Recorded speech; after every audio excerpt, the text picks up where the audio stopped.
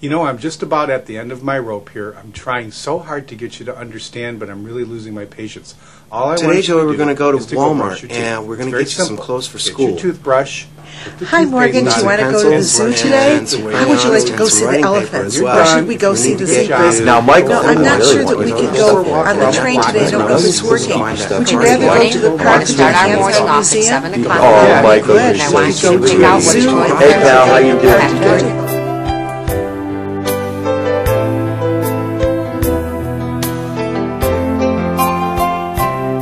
When I see it, then I understand. Linda Hodgdon presents the Visual Strategies Workshop.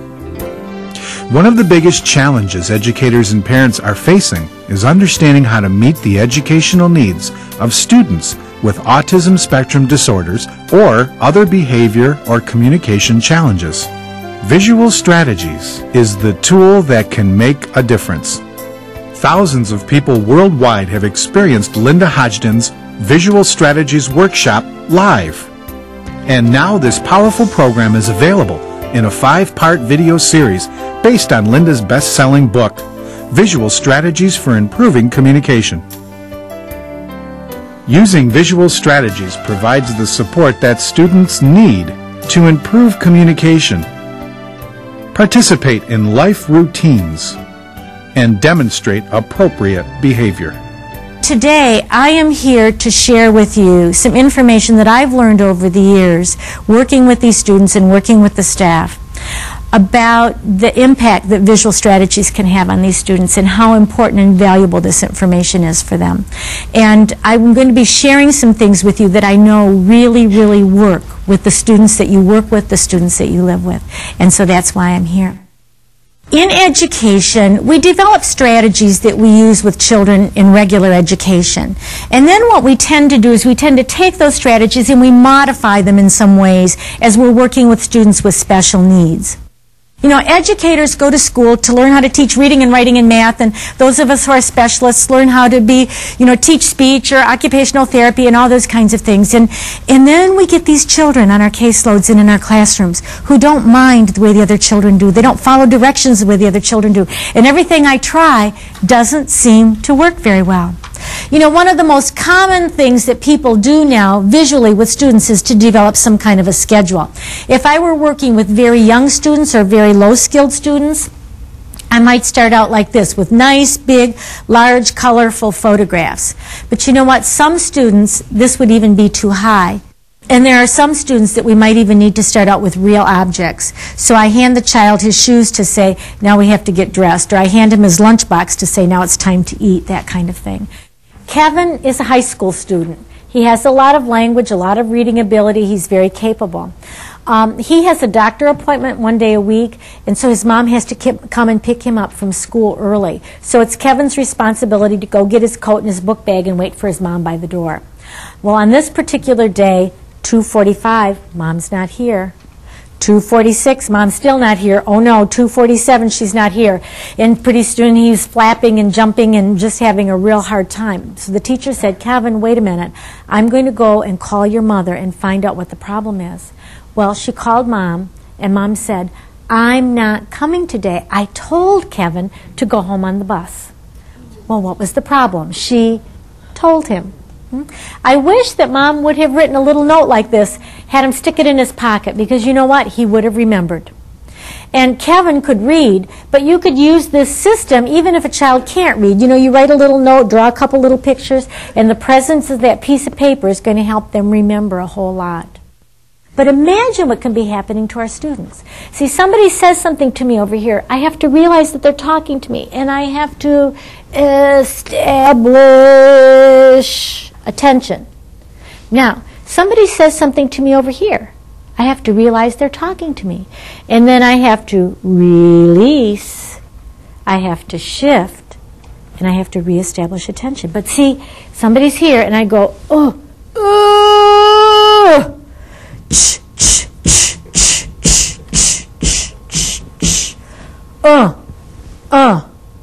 What happened to that verbal message over there? Huh? What happened? It's gone, isn't it? And so my first question is, how much do these students just plain miss? Right, like one time when normally after church, which is very trying for him because it's a regular classroom, we come home, he gets to kick his shoes off, he gets to relax, he goes to the TV, he gets to do his video thing. Well, this particular time, we were going to my mother-in-law's, to Grandma's, and and so he's stripping his clothes off, and I'm trying to tell him, no, we have to leave, and I'm fighting with him, and he's getting mad, and I'm getting mad, and I stop. I said, okay, wait. So I went and got a picture of Grandma's house, and I handed it to him, and it was like, oh, why didn't you say so? And then he couldn't get his clothes on fast enough and out the door. So it just quickly changes his agenda because he gets too anxious or too set in what his agenda is for me to verbally get it in. So the visuals help with that tremendously. I had a lady that got up in a workshop once and she said, Linda, you're talking about all these visual things, but you know what? Visual things are not the real world. And I thought, visual things are not the real world? Oh my goodness, here we are. Visual things are not the real world. Visual things are not the real world. And I thought, whoo, visual things are not the real world? Oh my, how about that? Look. Barry Prezant says, the Visual Strategies Workshop is essential information for practitioners who wish to remain on the cutting edge. Carol Gray calls the Visual Strategies Workshop a wonderful resource, a timeless, valuable addition to any autism library. Tony Atwood proclaims the Visual Strategies Workshop is excellent. The programs will be of great benefit to parents, teachers, and speech pathologists. I know visual strategies work. Kathy Pistono says, the introduction of the Visual Strategies Workshop could not come at a better time, when educational dollars are shrinking, but educational responsibilities and demands for accountability are expanding. Never has there been more need for high-quality, readily available resources for staff development and continuing education. The Visual Strategies Workshop is a truly indispensable resource. It is a must-have for any person, program, or organization that provides services to persons with autism spectrum disorders. The Visual Strategies Workshop contains 5 videos. Each tape addresses a specific topic, including the following information: understanding the communication needs of students with autism spectrum disorders, informally assessing the learning style of students with communication and behavior challenges, numerous samples and examples of visual strategies, a powerful parent interview focusing on the use of visual strategies at home, lots of how-to information that answers most commonly asked questions. For more information, visit usevisualstrategies.com or contact Quirk Roberts Publishing at 248-879-2598.